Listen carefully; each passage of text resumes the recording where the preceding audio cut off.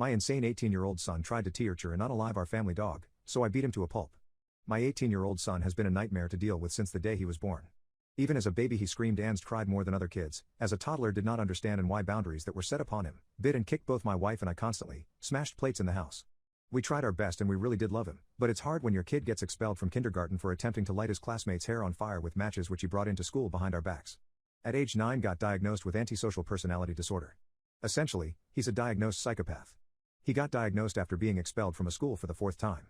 This time he snuck behind a girl and cut her undies open underneath her skirt with a pair of scissors.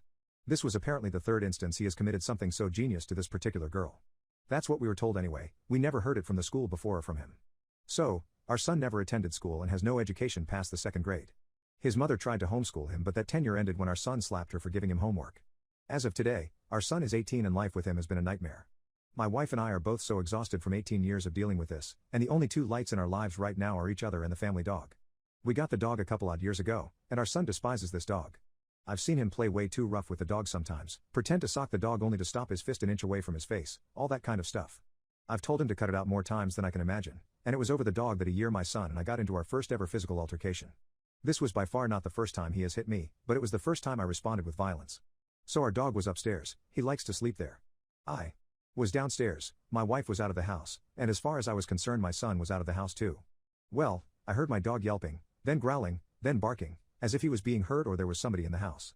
Of course I ran to check it out but I grabbed a knife before I did in case I had to deal with an armed intruder.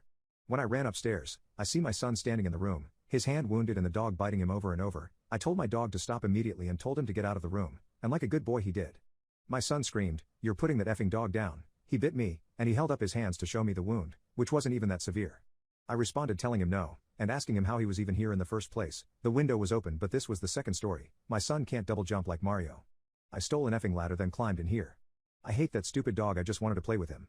I told him that stealing a ladder is idiocy as well as a crime, and he better bring the ladder back right away before he gets arrested like the idiot that he is. Calling him an idiot angered him, and he swung at me.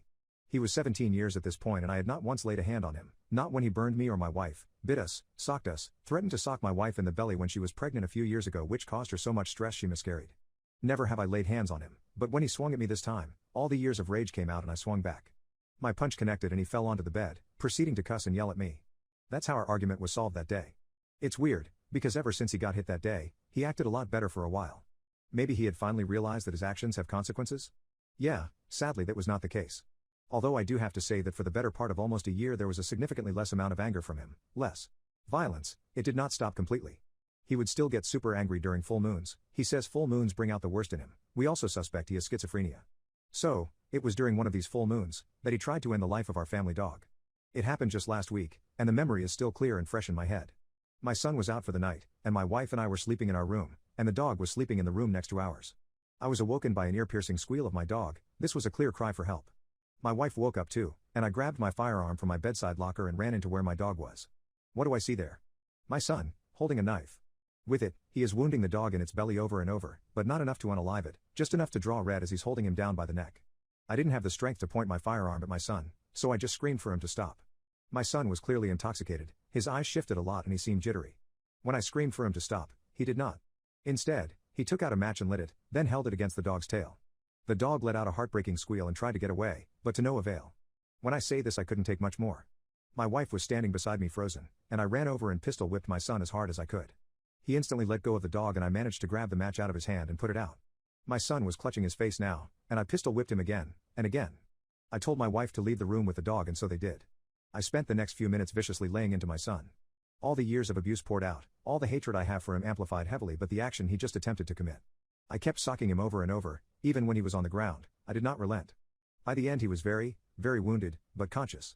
I told him that I'd give him 2 weeks to get the F out of the house or else I'll do this again to him.